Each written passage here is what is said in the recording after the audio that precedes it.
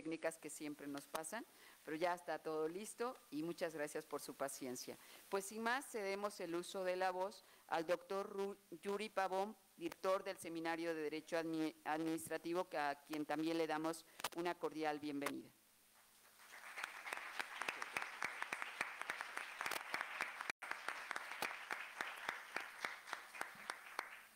Muy buenos días tengan todos ustedes, cada uno sin excepción. Es un privilegio poderme encontrar en este auditorio que contiene tanta historia, pero también en este momento contiene tanta esperanza contribuida o resumida en ustedes. Entonces es una maravilla poder estar aquí en un evento de este calibre académico. Muchísimas gracias. Pues les agradezco mucho que puedan estar presentes en este evento que se llama Reencuentro con Kelsen y la lógica de las normas. Yo tendría muchas referencias sobre el profesor kelseniano, el maestro Hans Kelsen, pero yo no soy el partícipe ni la estrella de este evento. La estrella, el evento, la cuestión reflexiva va a estar a cargo del doctor Daniel Mendonca Bonet, que como ya lo dijeron previamente en múltiples ocasiones, es una persona que es un conocedor del tema kelseniano, no solamente por sus grandes estudios o porque lo haya revisado, sino que me puedo atrever a decir que el doctor es un hombre que al día de hoy dialoga con los textos kelsenianos. Y el tenerlo aquí es un privilegio porque nos abre la oportunidad, sobre todo en la sesión de preguntas y respuestas, de que podamos interactuar. Sin más por el momento, voy a dar, una lectura, una reflexión muy sucinta del doctor. Créanme que es una labor complicada porque una trayectoria ya tan loable, tan crecida, se dificulta poderlo resumir. Tengo algunas anotaciones que había hecho desde antes, pero aprovechando que tengo aquí, voy a leer algunas posturas mínimas del doctor. El doctor Daniel Mendonca nació en Asunción, Paraguay, en el año de 1962. Es por la Facultad de Ciencias Jurídicas y Diplomáticas de la Universidad Católica de Asunción, Paraguay. Es licenciado en Ciencias de la Educación por la Facultad de Filosofía y Ciencias Humanas de la Universidad Católica también de Asunción, Paraguay. Es máster en Metodología de la Investigación Científica de la Facultad de Estudios para Graduados, Universidad de Belgrado, Buenos Aires, Argentina. Es posgraduado en Teoría General y Filosofía del Derecho por la Facultad de Derecho y Ciencias Jurídicas de la Universidad de Buenos Aires, Argentina. Es doctor en Ciencias Jurídicas por la Facultad de Derecho de la Universidad Nacional de Asunción, Paraguay. Es posgraduado en Políticas Públicas de Georgetown University, Washington, en Estados Unidos. Es posgraduado en Ciencias Sociales del Programa Académico de Paraguay de la Facultad Latinoamericana de Ciencias Sociales, Flaxo, en San José de Costa Rica, Costa Rica.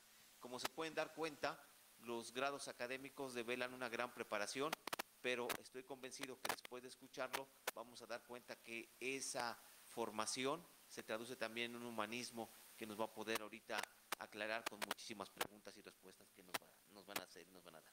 Gracias, muy gentiles. Maestro, la voz es suya.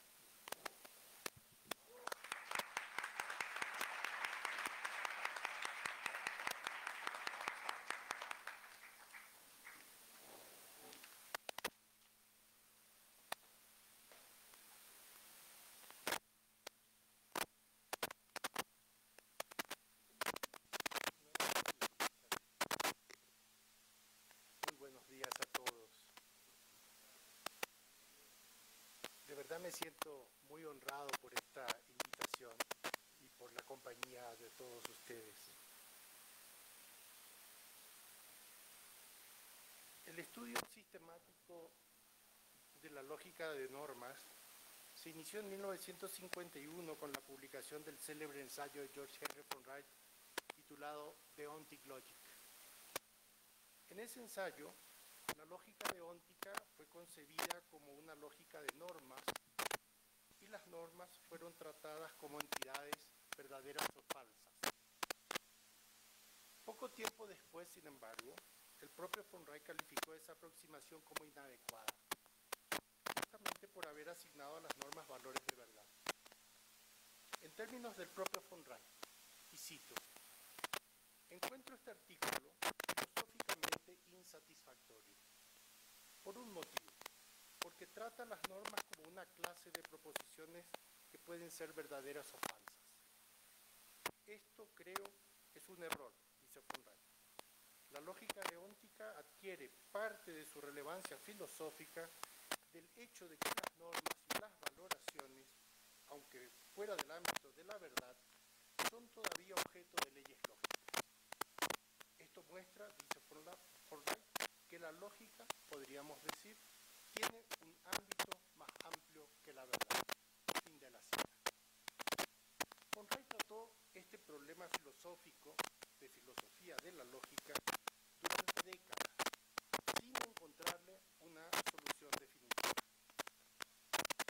A partir de aquel estudio pionero, un rasgo llamativo de la lógica de normas fue la aceptación acrítica de que las conectivas lógicas podían aplicarse directamente a las normas, lo cual supone que las normas son entidades semejantes a las proposiciones, capaces de mantener relaciones lógicas entre sí. Para ello, una norma ha de ser concebida como el significado de una oración normativa, de forma análoga a como una proposición es concebida como el significado de una oración descriptiva. El problema que se plantea para esta concepción consiste en explicar de qué manera entidades que carecen de valores de verdad pueden ser portadoras de relaciones lógicas, cuando éstas son definidas en términos de verdad. En otras palabras, dado que las normas carecen de valores de verdad, ¿cómo es posible que existan relaciones lógicas entre ellas?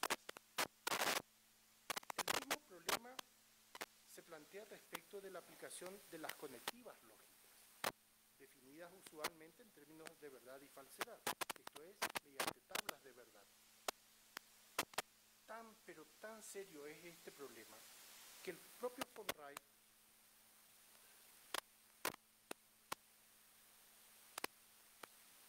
decía, tan serio es este problema que el propio von Wright se inclinó en algún momento a considerar que una lógica de normas es imposible, precisamente porque las normas carecen de valores de verdad. En un extenso diálogo epistolar entre Hans Kelsen y Ulrich Klug, fue detenidamente considerada la relación entre las normas jurídicas y las reglas de la lógica. Ese diálogo, abierto por iniciativa de Kelsen en 1959, concluyó con la publicación de su ensayo Derecho y Lógica en 1965. En 1981, con motivo del centenario del nacimiento de Kelsen, Klug publicó la correspondencia compilada en un volumen titulado Normas Jurídicas y Análisis Lógico. Tiempo después, el volumen fue publicado en versión española con un valioso estudio preliminar de Eugenio Bulligin. En ese estudio, Bulligin sugiere que la discrepancia entre Kelsen y Klug respecto de la posibilidad de desarrollar una lógica de normas se origina en dos concepciones distintas de las normas asumidas por ambos autores. Bulligin sostiene que Kelsen y Klug parten de dos concepciones de las normas radicalmente diferentes e incompatibles, lo que impide un acuerdo con relación a la aplicabilidad de la lógica a las normas. Esas dos concepciones son denominadas concepción ilética y concepción expresiva. Para la concepción ilética, las normas son significados de ciertas oraciones y, por lo tanto, categorías semánticas.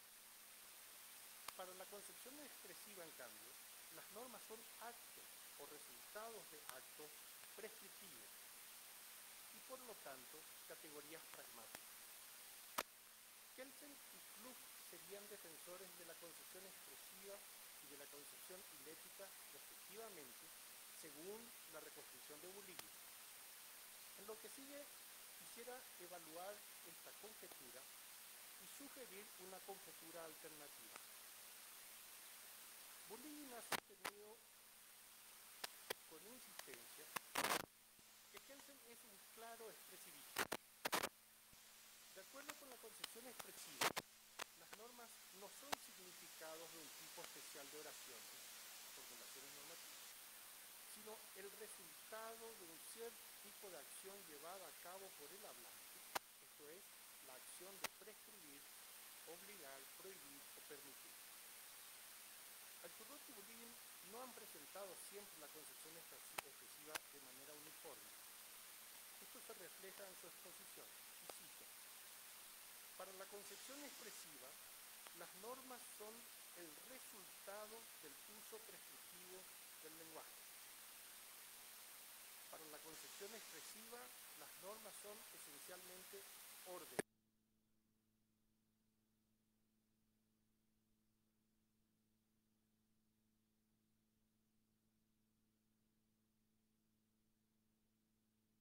Ordenar debe ser descrito como el acto de promulgar una norma.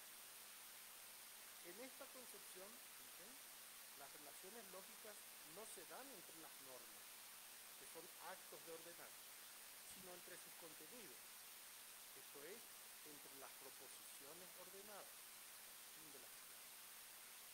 Creo que la peligrosa ambigüedad de proceso-producto se halla oculta en las expresiones orden y prescripción, ya que ellas pueden ser entendidas como el acto de ordenar o prescribir, o como el resultado del acto de ordenar o prescribir. No me detendré en esta cuestión, pero retomaré la discusión sobre el supuesto expresivismo de Kelsen. La definición clásica de Kelsen estipula que las normas son, y cito, el sentido de un acto de voluntad. El sentido de un acto de voluntad. Esta definición es, permítanme decirlo, bastante oscura y se presta a gran debate. Se ha discutido, por ejemplo, si el término alude, en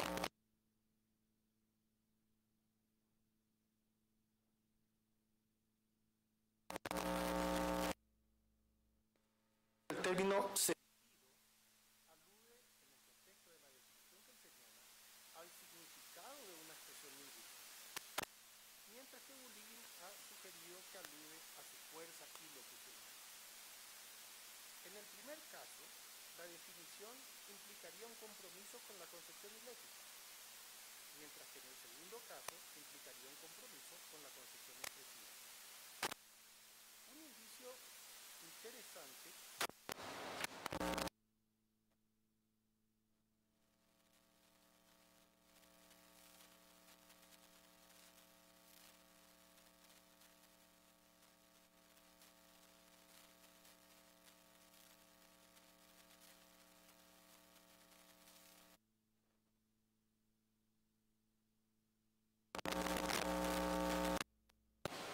debe observarse, dice Kelsen, que el acto de voluntad, cuyo sentido es una norma, necesita ser diferenciado del acto de habla en el cual se expresa el sentido de un acto de voluntad. De las palabras pronunciadas resulta una frase, un imperativo o un enunciado de deber ser. Y presten atención ahora. La norma, que es el sentido de un acto de voluntad, es el significado del enunciado, que es el producto de un acto de habla en el cual se expresa el sentido de un acto de voluntad. Esta reconstrucción kelseniana es muy similar a la propuesta por Alturrot y Bulligin al decir, cito, una manera de concebir las normas es caracterizarlas como significados de expresiones lingüísticas usadas para prescribir, es decir, para calificar como prohibidas, obligatorias o permitidas ciertas conductas o estados de cosas resultantes de ellas. En consecuencia, dicen, vamos a distinguir entre la formulación de norma como una expresión lingüística y la norma como significado de esa expresión. Fin de la cita. Esta es precisamente la denominada concepción ilética. Si estoy en lo cierto, y subrayo, si estoy en lo cierto, no habría una discrepancia real o sustancial entre Kelsen y Klug respecto de la ontología de las normas, como sugiere Bulligin. En tal caso, habría que buscar la discrepancia en otro punto del debate, Mi conjetura es que la discrepancia entre Kelsen y Klug acerca de la posibilidad de una lógica de normas radica en la manera de enfrentar el dilema denominado dilema de Jorgensen. De hecho, el cruce de correspondencia se inicia con una pregunta directa, muy directa, de Kelsen a Klug al respecto. Kelsen abre la carta de fecha 6 de marzo de 1959 consultando a Klug sobre su opinión acerca de cómo aplicar la lógica a las normas, prescripciones, imperativos, órdenes. Dice Kelsen que no son verdaderas ni falsas, cuando que los principios de la lógica son aplicables solo a proposiciones que son verdaderas o falsas. Tal como señala Kelsen, el problema que plantea una lógica de normas deriva de la circunstancia generalmente admitida de que los conceptos y relaciones fundamentales de la lógica solo pueden entenderse adecuadamente a partir de las nociones de verdad y falsedad, y en consecuencia solo tienen sentido respecto de las entidades que admiten esa forma de evaluación, verdadero o falso. Frente a esta dificultad se abre una alternativa básica. La primera opción consiste en negar la posibilidad de una lógica de normas.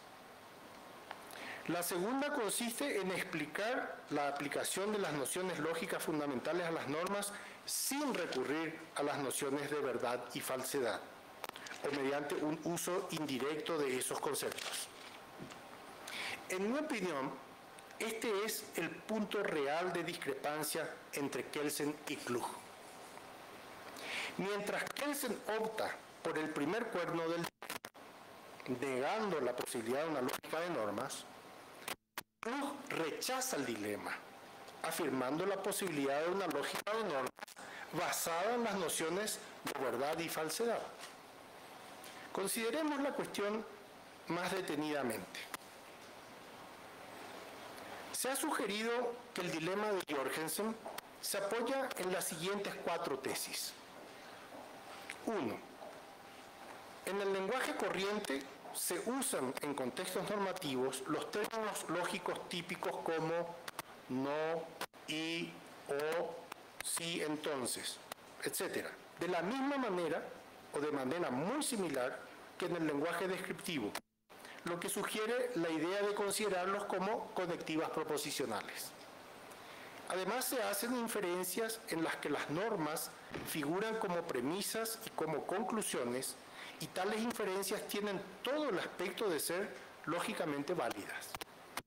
Por lo tanto, hay una lógica de normas que subyace al lenguaje corriente. 2. En la tradición lógica clásica, desde Aristóteles hasta nuestros días, las relaciones lógicas de implicación o consecuencia lógica y contradicción se definen en términos de verdad. Lo mismo ocurre con las conectivas proposicionales. En consecuencia, solo expresiones verdaderas o falsas pueden ser objeto de estudio de la lógica. 3. Las normas carecen de valores de verdad. 4. No hay relaciones lógicas entre normas y por consiguiente no hay una lógica de normas.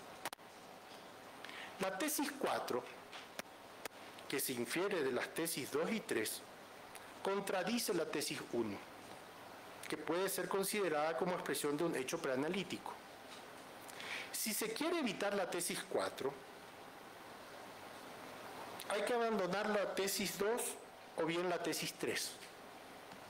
Si en cambio se acepta la tesis 4, hay que desarrollar una teoría sustituta capaz de reemplazar la lógica de normas para dar cuenta del hecho expresado en la tesis 1.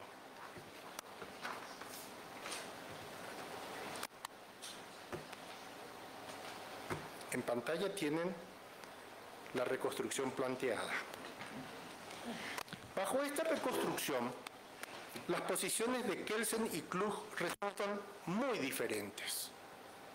Mientras Kelsen acepta las tesis 2 y 4, negando la posibilidad de una lógica de normas, en tanto ellas carecen de valores de verdad, Klug acepta la tesis 1 y niega la tesis 4.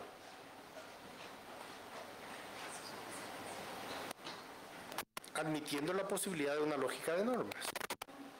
Al mismo tiempo, Klug niega la tesis 3, sosteniendo que las normas poseen valores de verdad. La tesis 2, por consiguiente, no necesita ser abandonada según Klug. En el intercambio epistolar, Kelsen insiste en la defensa de la tesis 3, rechazando la atribución de valores de verdad a las normas. Klug, en cambio, defiende esta tesis insistentemente y en reiteradas ocasiones afirma que las normas son verdaderas o falsas, así como que no encuentra dificultad alguna para la aplicación de las reglas de la lógica a las normas. En este punto, las posiciones de Kelsen y Klug resultan claramente antagónicas. Me inclino a creer, además, que Kelsen nunca estuvo dispuesto a revisar la tesis 2 o a abandonar la concepción clásica de la lógica. Cabe sostener, pues, que la discrepancia entre Kelsen y Klug debe ubicarse en el ámbito de la filosofía de la lógica. Es interesante advertir finalmente que la posición de Bulligin es diferente de las anteriores. Bulligin acepta las tesis 1 y 3 y rechaza la tesis 4, lo cual supone que, aunque las normas carecen de valores de verdad, es posible una lógica de normas. Consiguientemente, Bulligin coincide con Klug y discrepa con Kelsen respecto de la tesis 1. Al mismo tiempo, coincide con Kelsen y discrepa con Klug respecto de la tesis 3. Finalmente, coincide con Klug y discrepa con Kelsen respecto de la tesis 4. El problema de la posición de Bulligin radica en su fundamentación y en la necesidad imperiosa de revisar la tesis 2. Si se acepta que las normas carecen de valores de verdad, no cabe duda de que una lógica de normas solo es posible si se amplía el concepto de lógica de manera que las conectivas y los conceptos de implicación y coherencia lógica puedan ser definidos sin hacer referencia a la noción de verdad. Desde esta perspectiva, que resulta particularmente interesante, el problema analizado en el diálogo epistolar entre Kelsen y Klug sigue abierto y sin solución definitiva, aunque ya ha avanzado el siglo XXI. Pero como es sabido, el valor de la filosofía reside en gran medida en la incertidumbre que ella misma genera. Muchas gracias.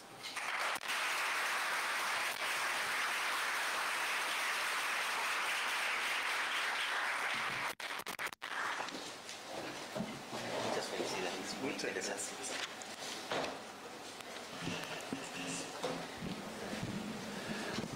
Bueno, pues como se pudieron dar cuenta, el doctor nos acaba de dar una playa de inteligencia, pues para todos nosotros. Creo que es conveniente abrir una postura de preguntas y respuestas. Me gustaría hacer una serie de reflexiones previamente. Primero, comentar algo maravilloso que el autor nos viene y nos recuerda, y creo que es muy importante en los tiempos presentes. Esto es derecho. Lo que acabamos de escuchar es derecho, pero en un derecho simplemente como la concepción que a lo mejor podemos llegar a creer que se puede gestar directamente en sede jurisdiccional. Creemos en ocasiones que tenemos la referencia explícita de que el abogado se gesta en condiciones de pleitista en tribunales, cuando la realidad no necesariamente es así. Tampoco el abogado puede ser concebido meramente como un conciliador. Esas son labores también de otro ámbito y muy aislado del derecho. El derecho sobre cualquier circunstancia es un sistema, y el sistema tiene que ver con la interrelación de condiciones específicas. Los sistemas se conforman por pequeños grupos que se interrelacionan entre sí para solventar necesidades cada vez más especializadas. Estamos en consecuencia pudiendo apreciar o apreciamos bajo esta temática la estructura de que el estudio del derecho es perfectamente sistemático y estructurado, que tenemos muchas visiones para comprender lo que es el derecho. Cuando el doctor mencionó la frase filosofía de la lógica, yo por ejemplo ahí me di por vencido. ¿Por qué razón? Imagínense lo que estamos hablando en este instante, de una filosofía sobre la lógica, cuando creíamos que la lógica eran meramente proposiciones interrelacionadas, ¿no? También hay reflexiones, y nos precisa perfectamente con la tabla que nos muestra cuando define o cuando especifica, en esta columna es el pensamiento sobre las los cuatro lineamientos, el pensamiento kanteniano. Sobre estos otros 4 lineamientos está la postura de Klug, y sobre esta otra postura está el pensamiento de Guilini. Esto es maravilloso. Supongo que tiene que ver mucho su influencia y cercanía con el doctor Guilini directamente en Argentina y las obras que ha podido tal vez escribir y trascender.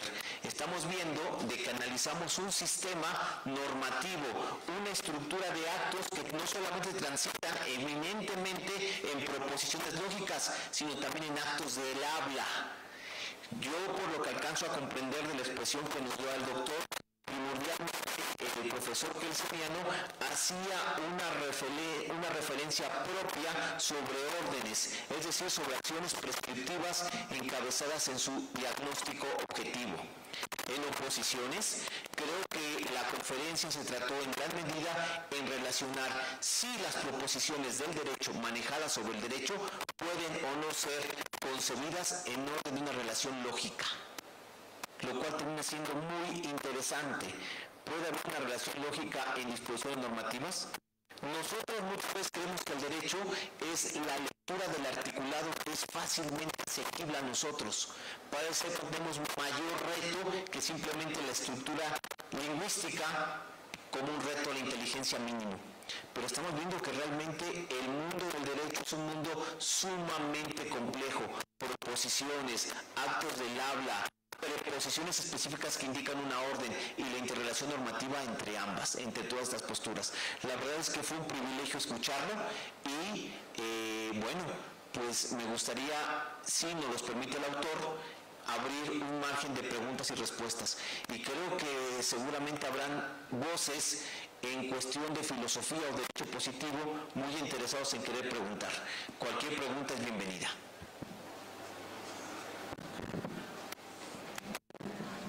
Por favor. A mí me surgió una duda. Gracias. A mí me surgió una duda cuando hablaba de esto sobre si hay verdades o falsedades, ¿no? ¿Perdón? Sobre si hay verdades o falsedades en la parte ontológica. Pero mi pregunta va más relacionada con la parte del derecho. Si considera usted que la verdad en el derecho, ya sea lógico o formal, pueda llegar a ser falso o que no tenga validez, o si esta validez pueda ser equívoca en ciertas situaciones, y cómo lo consideraría usted. ¿Les parece bien que hagamos una batería de 3 preguntas? Inmediatamente después hacemos, por favor, caballero.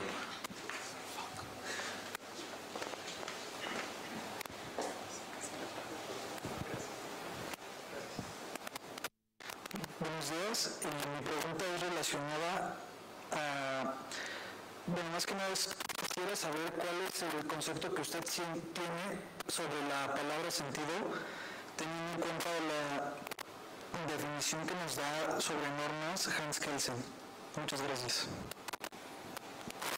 Una tercera pregunta para cerrar esta primera batería de interrogantes. Y si no la hay de momento, porque son muy tímidos nuestros alumnos en primer saque, yo quisiera hacer una tercera pregunta. Hablaba usted, doctor, del lenguaje corriente, con respecto a un lenguaje, digamos, de corte especializado, que no necesariamente es el que se maneja en los foros jurídicos. Es un lenguaje mucho más allá especializado que tal vez atienda hacia la ontología de la filosofía jurídica. Bajo esta temática yo quisiera expresar lo siguiente. En México tenemos un cambio paradigmático. Se acaba de elegir poder judicial a través de votación directa. Y se piensa que a través de la democracia se puede purificar cualquier acción. cualquier acto normativo. Mi pregunta es, cualquier acto político, cualquier acto institucional, si a través del lenguaje, de este lenguaje corriente, alcanza para poder modificar o justificar cualquier expresión normativa de cambio de estado, cualquier expresión normativa de cambio de estatus jurídico. Muchas gracias.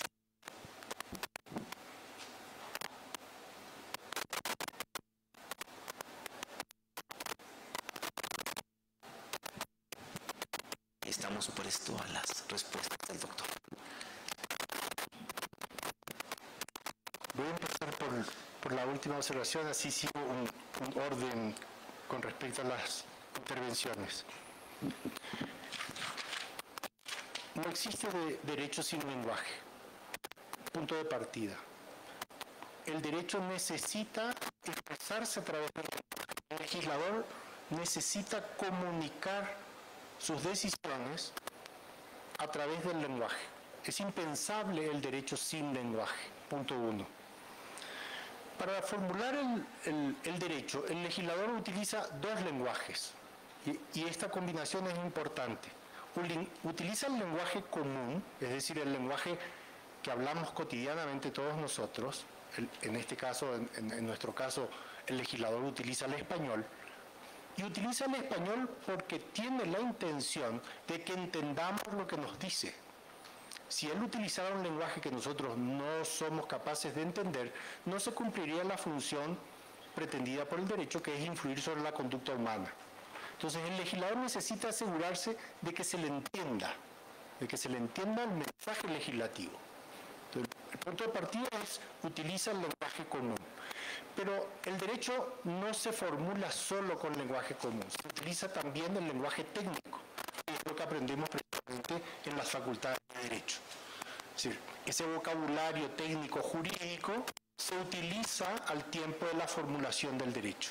Entonces, técnicamente, el lenguaje del derecho, el lenguaje del legislador, es una combinación de dos lenguajes.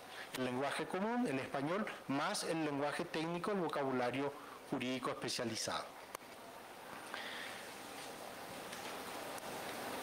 La primera pregunta, conectada con esto. Hay una distinción que me parece crucial en el campo de la teoría del derecho, de la filosofía del derecho. Y es una distinción no siempre bien elaborada y no siempre bien cuidada, que es la distinción entre normas y proposiciones normativas. El legislador formula normas. El observador, el jurista, el abogado, formula proposiciones acerca de normas. Son afirmaciones acerca de normas. Entonces dice, la norma N, una norma determinada, es una norma válida del sistema jurídico español. O dice, la norma N es una norma jurídica aplicable al caso C, a un caso determinado. Está hablando acerca de la norma N. Está diciendo que la norma es válida, está diciendo que la norma es aplicable a un caso determinado. O dice cosas como que la norma N, una norma determinada, es una norma eficaz en la sociedad mexicana, o es una norma vigente al tiempo de la resolución de un caso determinado. Estas son afirmaciones acerca de normas. Este es un modo de hablar acerca del lenguaje normativo. Entonces tenemos dos niveles del lenguaje. El lenguaje de las normas y el lenguaje acerca de las normas. Este lenguaje es el lenguaje del cual se habla en este lenguaje. Como es el lenguaje acerca del cual se habla, es el objeto del cual se habla. Por eso se llama lenguaje objeto. Y este lenguaje desde el cual se habla es un metalenguaje acerca de este lenguaje objeto. Entonces hay dos niveles del lenguaje. El nivel del lenguaje objeto y el nivel del metalenguaje. Y aquí viene el punto que señalaba el joven en su intervención. En este nivel, en el nivel del lenguaje objeto, no hay verdad o falsedad. Las normas, y estoy pensando básicamente en las normas prescriptivas, no son verdaderas ni falsas. Las normas del tipo póngase de pie, mándese a lugar, cállese, cierre la puerta, apague la luz, no tienen el atributo de ser verdaderas o falsas. No se puede decir de ellas que sean verdaderas o falsas. En cambio, de las afirmaciones que se formulan en el nivel del metalenguaje, sí cabe hablar de verdad o falsedad. Lo que yo digo acerca de las normas, eso sí es verdadero o falso. Entonces, las normas no son verdaderas o falsas. Las proposiciones normativas sí son verdaderas o falsas. Entonces, hay verdad o falsedad acá arriba, en el nivel del metalenguaje, pero no hay verdad o falsedad acá abajo, en el nivel del lenguaje objeto. Y este es el problema entre Kelsen y Klug.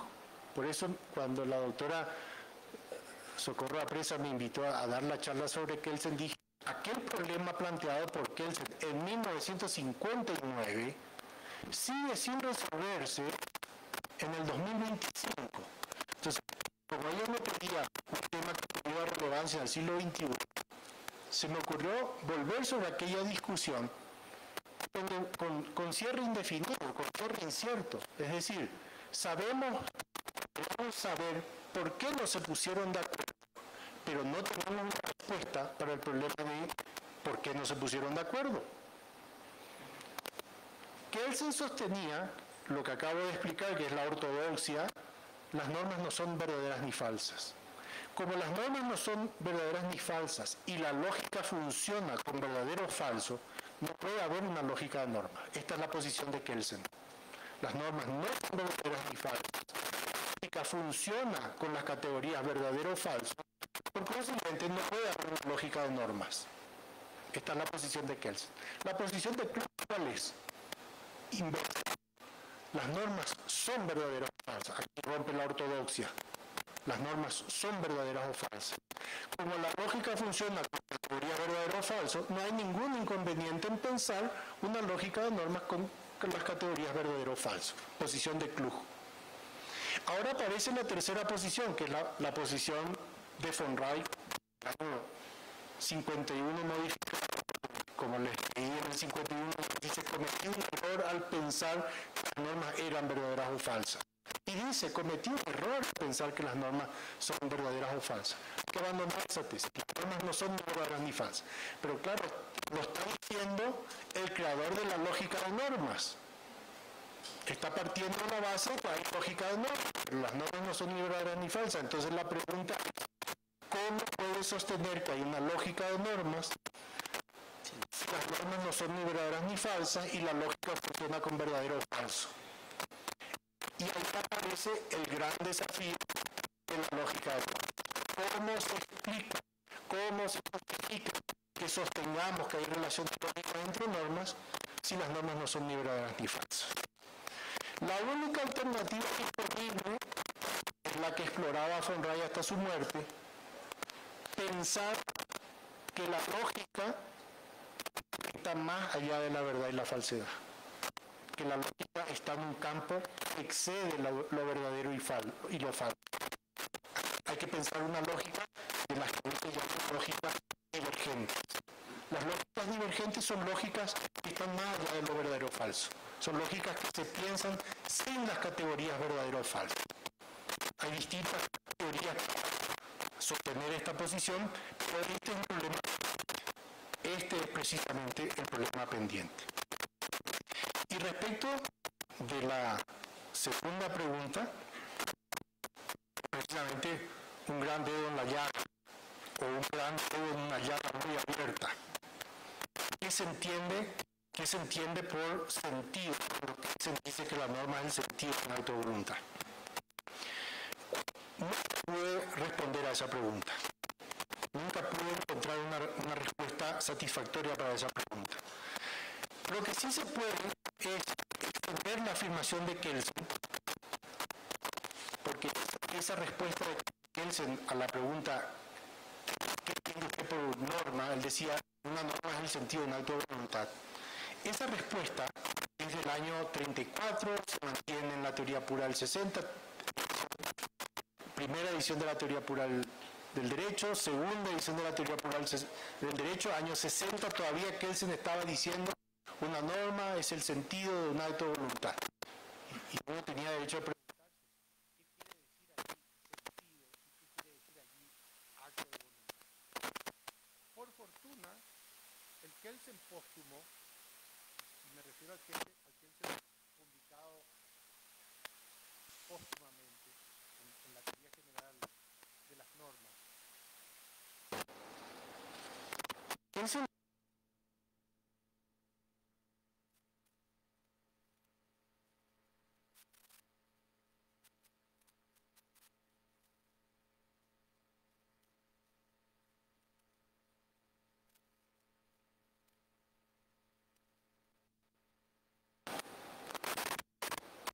cita en la teoría general de las normas, en la versión de Oxford, en la página 163. Y aquí creo que está la respuesta.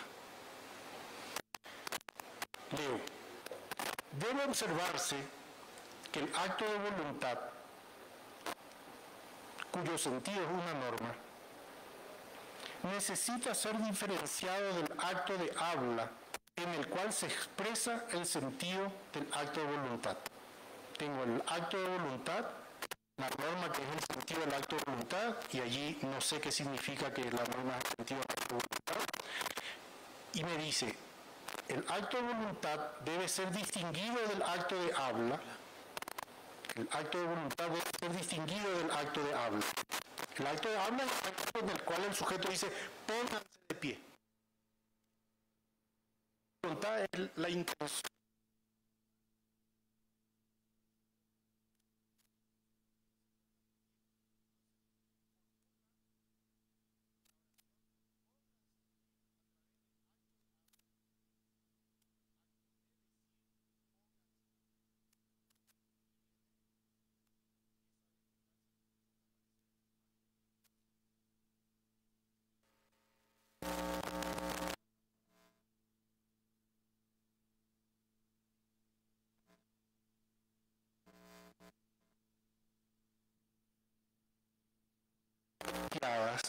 Resulta una frase, un imperativo o un enunciado de deber ser.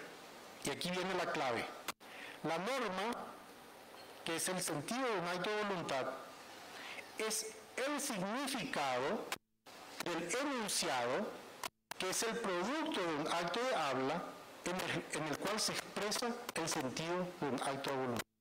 La norma es el significado del enunciado que se produce con el acto de habla, que está vinculado al acto de voluntad.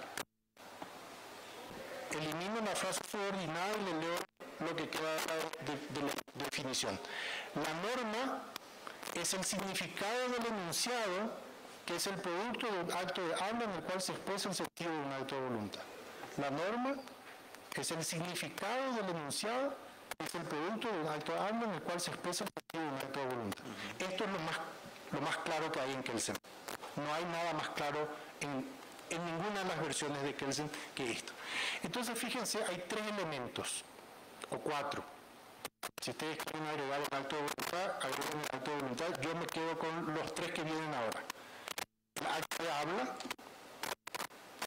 el enunciado que se produce con el acto de habla, y el significado del enunciado que se produce con el acto de habla. Entonces tengo el acto de habla, el enunciado que se produce con el acto de habla y el significado del enunciado. La pregunta ahora es, ¿y a qué le va a llamar norma Kelsen? Le va a llamar norma al significado del enunciado que resulta del acto de habla. Es decir, una norma es un significado. Y esto tiene connotaciones filosóficas importantísimas, porque nos está diciendo qué tipo de entidad es una norma. Una norma es una entidad abstracta, es una entidad ideal, es un significado. No es una entidad empírica, no es una entidad física. La norma no es una entidad física. Nadie vio y nadie verá jamás una norma bajo esta reconstrucción. Lo que verá es el enunciado que es producto del acto de habla, pero no verá el significado, no tocará el significado del enunciado, porque el significado es muy abstracto. Entonces tiene el acto de habla, el enunciado que resulta del acto de habla y el significado del enunciado que resulta del acto de habla. Y le llama norma al significado. Algo parecido a esto había en von Wright del 63, en Norma y Acción. Von Wright decía, hay un acto normativo, que es un acto de habla, acto normativo, primer elemento. El acto normativo es un acto lingüístico, es el acto de decir, es el acto de ordenar. ¿Qué resulta del acto de ordenar? Resulta un enunciado. Resulta lo que von Wright llamaba una formulación de norma. Es la expresión lingüística de una norma. Una formulación de norma es la expresión lingüística de una norma. Y cuando se dice la expresión lingüística de una norma, es cualquier expresión lingüística de una norma. La luz de un semáforo es la expresión lingüística de una norma. O sea, Fonray no está pensando solo en normas que están verbalizadas. Está pensando en cualquier tipo de representación. Un cartel con prohibido estacionar es la formulación de una norma. Fonray entonces tiene el acto normativo, que es el acto en el cual se formula la expresión lingüística de la norma. Le llama formulación de norma a eso que resulta del acto normativo. Y dice en el 63, y esto a mí siempre me llamó mucho la atención, dice, no me atrevo a decir que la norma sea el significado de la formulación de norma. La formulación de norma es la expresión lingüística de la norma. Pero no me atrevo a decir que la norma sea el significado de la formulación de norma. 1963. En 1983, 20 años después, vuelve sobre el problema y sigue diciendo exactamente lo mismo. No me atrevo a decir que la norma sea el significado de la formulación de norma, pero la formulación de norma es la expresión lingüística de una norma. De verdad, la posición es muy extraña.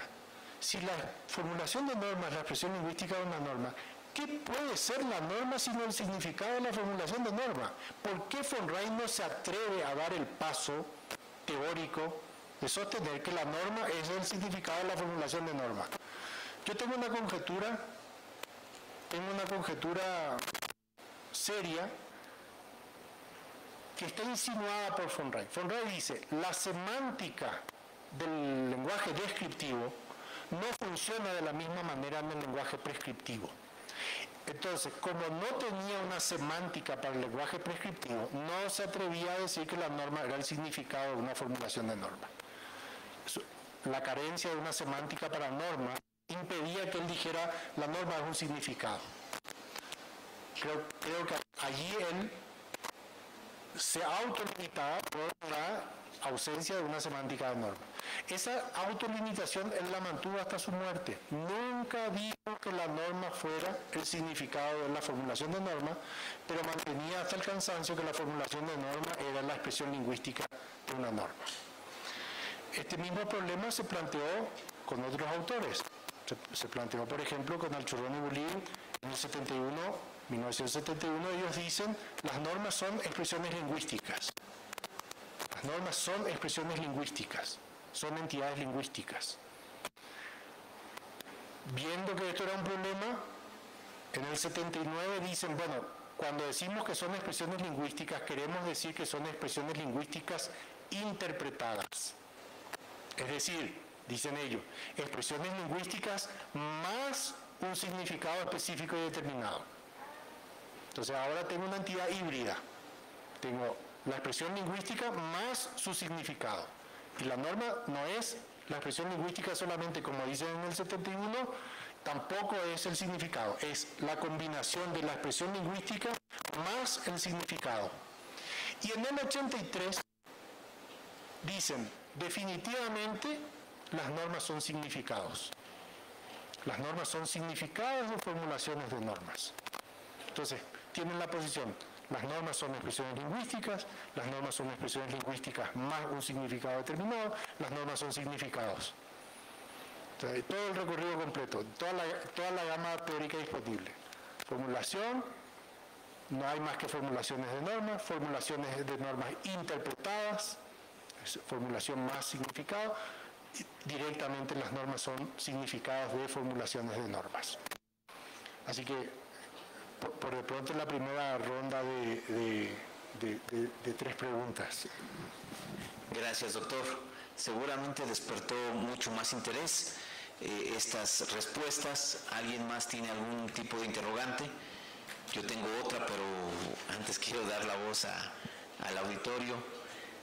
El doctor Imer lo veo muy interesado escribiendo y tomando nota, que seguramente ahí va. Bueno. Me llamó la atención un poco cuando hiciste pasada la referencia a la parte de luego viene esta posibilidad de hacer la dialéctica y la amor. La expresiva. es represiva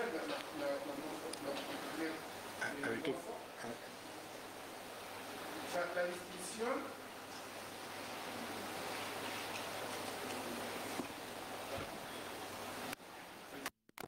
¿Se escucha? Sí. A ver, me llama mucho la atención la distinción entre la hilética y la expresiva, ¿no? Nada más mi duda es la parte esta tradicional de distinción entre hilo y morfo. Entonces, ¿la expresiva sería la de morfo o es la combinación de hilo más morfo? Bien. ¿Quieres recoger más preguntas o ir directo a eso? No, vamos a ver si hay una pregunta más por ahí. Más que pregunta, yo quisiera hacer. Gracias.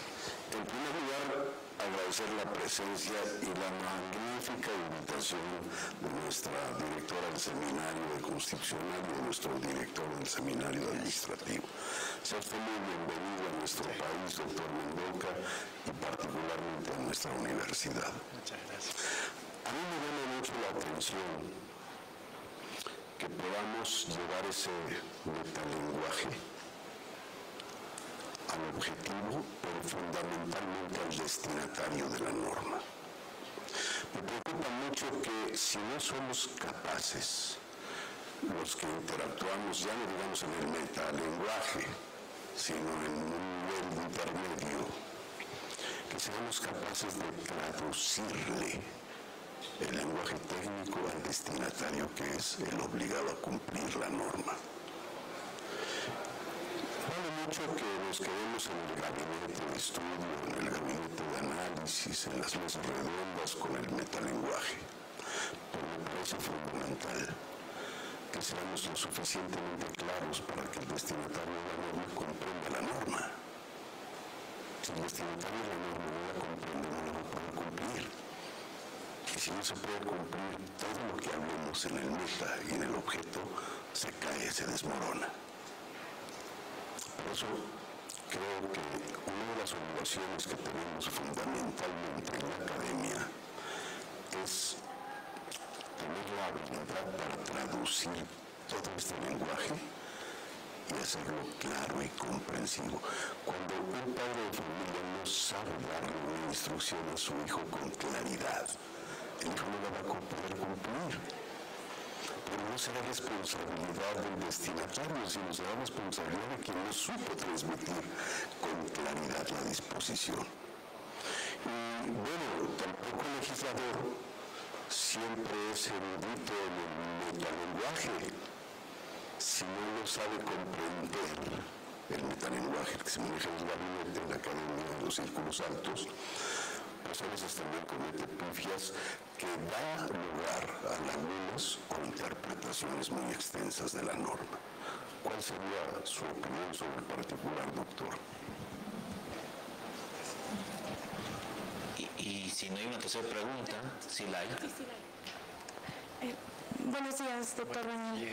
Yo me pregunto si podría ser factible utilizar la dialéctica como metodología para explicar todo esto.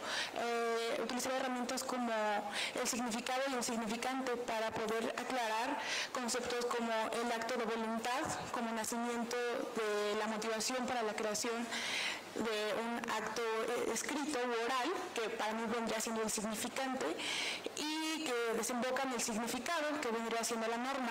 Como estudiante es algo que puede llegar a ser pesado de entender, y me pregunto si se pueden utilizar ciencias o herramientas como la dialéctica para traducirlo de ustedes como eruditos en la materia a nosotros como aspirantes o a personas que estamos apenas entrando a este nuevo mundo del derecho. Ya. Doctor, abusando, quiero hacer una pregunta más. Adelante. Muy breve, es si el derecho hay lenguaje jurídico, o si hay lenguaje jurídico en lenguaje dictaminatorio de sede legislativa. Es decir, si se puede hablar netamente de derecho en un dictamen, en una minuta, antes de que termine su publicación en los medios oficiales respectivos. Es decir, si es un lenguaje específico, si hay lenguaje jurídico ahí. Muchas gracias. Y como ya no hay más preguntas y el dios Cronos es cruento, escuchamos con atención sus respuestas, querido doctor. Muy bien. A ver, voy sobre el punto de la distinción entre las dos concepciones de las normas propuestas por Alchurrón y Bulín, la concepción hilética y la concepción expresiva. Voy a desarrollarlas un poquito para que se entienda de qué hablan. Ellos pensaban que básicamente hay dos maneras de concebir el fenómeno normativo. Una manera es a través de la llamada concepción hilética. Las normas son significados de oraciones. Para la concepción expresiva, decían ellos, las normas no son pensadas como significados de oraciones, sino como actos o resultados de actos de prescribir. Entonces, aquí el énfasis está puesto en el elemento semántico. Yo le llamaría, incluso si les es más fácil, en lugar de concepción hilética, concepción semántica de las normas. Las normas son significados de oraciones. Esta otra concepción pone el énfasis en el elemento pragmático. Entonces, en lugar de llamarla concepción expresiva, la llamaría concepción pragmática de las normas. El elemento distintivo de lo normativo es el acto de prescribir. O, si se toma en serio la versión de ellos, el resultado del acto de prescribir. Decía yo en la conferencia, allí no hay unidad, no hay uniformidad en el desarrollo al cabo del tiempo, en la versión que ellos ofrecen. Ellos dicen las normas son prescripciones. El problema es que la palabra prescripción tiene una ambigüedad muy engañosa. Todas las palabras terminadas en ción tienen la misma ambigüedad. Información es acción y efecto de informar. Divulgación es acción y efecto de divulgar. Construcción es acción y efecto de construir. Prescripción es acción y efecto de prescribir. Entonces, es la ambigüedad proceso-producto, el acto de prescribir y el resultado del acto de prescribir. Entonces, cuando ellos dicen las normas son prescripciones, ¿están pensando en el acto de prescribir o están pensando en el resultado del acto de prescribir? El problema es que están pensando indistintamente en las dos cosas, en el acto de prescribir y en el resultado del acto de prescribir. Allí no hay uniformidad. Pero si uno piensa que las normas, nunca encontré, esto yo lo discutía muy seriamente tanto con Alchurrón como Bulín, en vía de ambos, nunca encontré un autor que dijera que las normas son actos. Nadie sostiene que las normas son actos. Lo que confunde es que Kelsen decía que la norma es el sentido de un acto de voluntad. Entonces aparecía la palabra acto. Entonces Bulín decía que Kelsen es un claro expresivista. ¿Por qué Kelsen es un claro expresivista? Si es un claro expresivista, tiene que sostener que la norma es un acto o el resultado de un acto de prescribir. Claramente Kelsen no decía que las normas fueran el acto de prescribir. Pero podría uno pensar que sí estaba dispuesto a sostener que las normas eran el resultado del acto de prescribir, por aquello de que una norma es el sentido de un acto de voluntad. Ok. Si ahora uno toma la versión, las normas son el resultado del acto de prescribir, la pregunta que se impone es, ¿y qué resulta del acto de prescribir? ¿Qué resulta del acto de prescribir? La respuesta obvia es, resulta una oración. Del acto de prescribir resulta una oración. Y una oración tiene significado. Entonces, si uno dice que la norma es el resultado del acto de prescribir, y el resultado del acto de prescribir es una oración con significado, entonces está ya a un paso de sostener lo mismo que sostiene la concepción hilética, a saber que las normas son significados. Ellos decían que estas dos posiciones son antagónicas e irreconciliables. Antagónicas e irreconciliables. Yo discutía esto, créanme, hasta los puños. Hasta los puños. Justo, Daniel, creo que el punto es el que lo estás conciliando la forma que lo estás expresando, la reconstrucción que estás haciendo.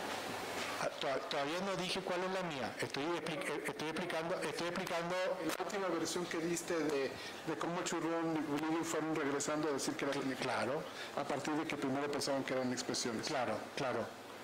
Lo que yo sostengo es que no es verdad que las dos posiciones sean antagónicas e irreconciliables. Lo único que tengo que distinguir son tres elementos: el acto de habla, la oración que resulta del acto de habla y el significado de la oración que resulta del acto de habla. Este es un elemento pragmático, acto. Este es un elemento sintáctico, oración. Y este es un elemento semántico, significado de oración que resulta del acto de habla. Entonces, yo le llamaría a esta una concepción compleja de las normas. Una concepción compleja de las normas porque tengo el elemento pragmático, el acto de habla, la oración que resulta del acto de habla, el elemento sintáctico, y el significado de la oración que resulta del acto de habla, el elemento semántico.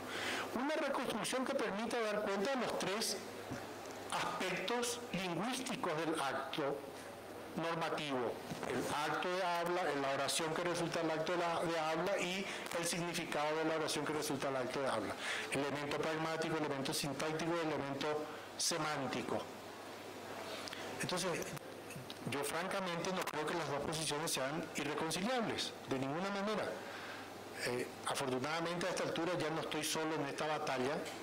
Un autor de mucha talla como Ricardo Guastini ya ha publicado diciendo que efectivamente no ve que las posiciones sean antagónicas e irreconciliables.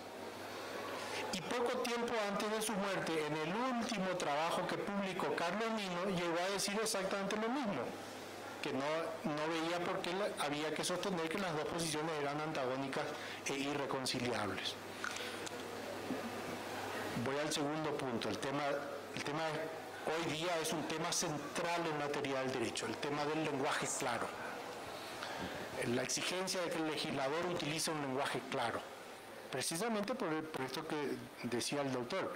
Si la intención es que el destinatario de la norma comprenda la norma, tengo que utilizar un lenguaje accesible para el destinatario. A mí me entusiasma siempre la idea de pensar el fenómeno normativo como un fenómeno comunicacional. El fenómeno normativo es un fenómeno de comunicación. Hay un emisor y una serie de receptores. Hay un mensaje, el mensaje legislativo que pasa del emisor, que es el legislador, al destinatario, a los destinatarios, a través de un canal de comunicación. En el caso del derecho legislado es el canal es tinta sobre papel, es mensaje impreso. Y ese mensaje viene codificado a través de un código o una serie de códigos. El código lingüístico es el español, el lenguaje técnico del derecho y eventualmente algún otro tipo de lenguaje técnico que se suma al lenguaje común del español.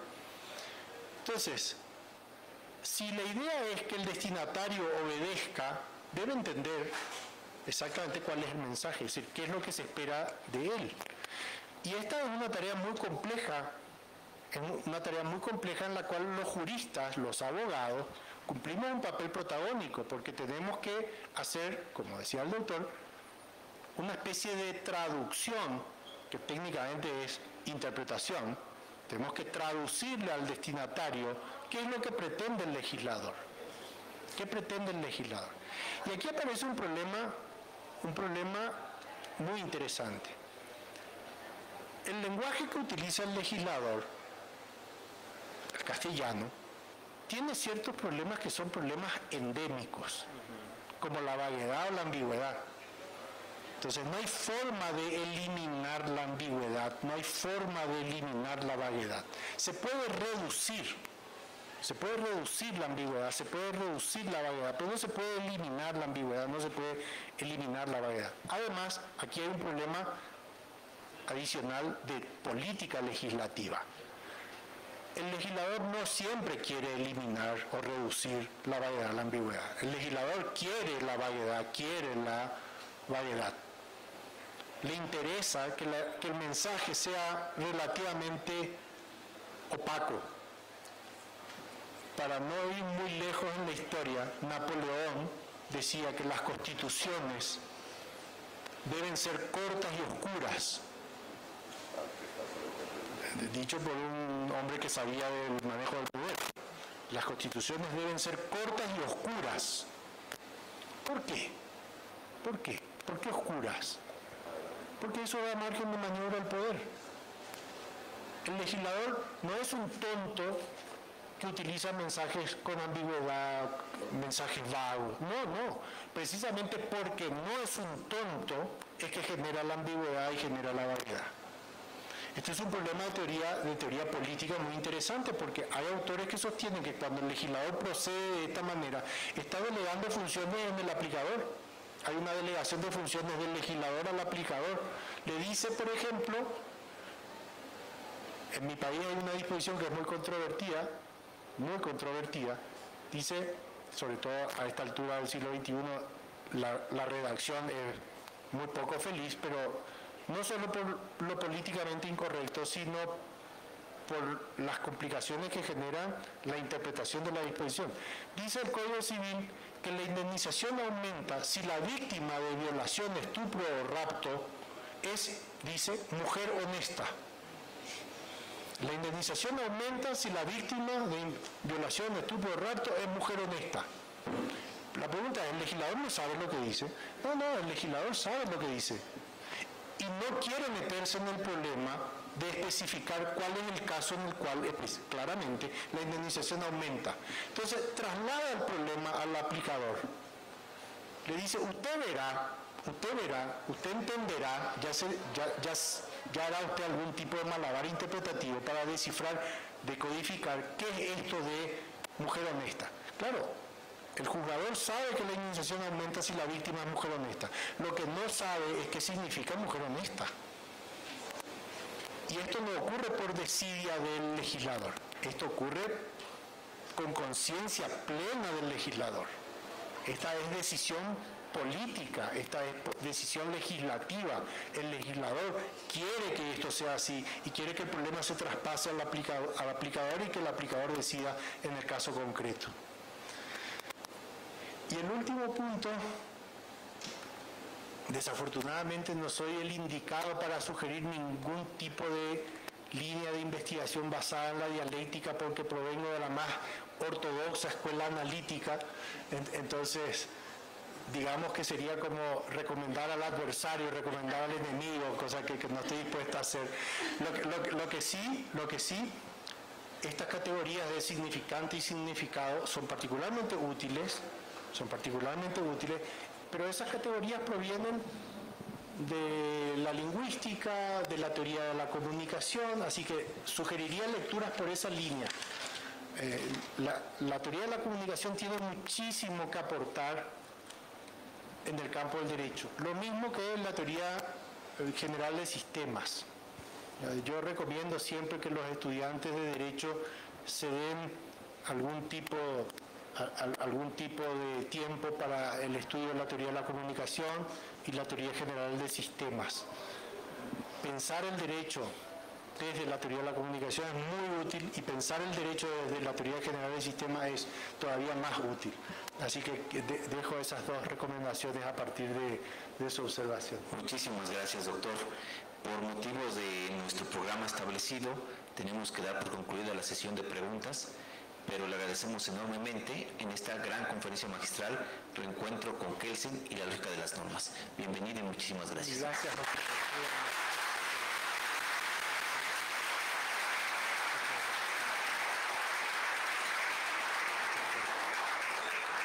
Y los invitamos a las mesas subsecuentes que van a estar tan igual, no creo que mejores, pero muy interesantes también que esta. Gracias.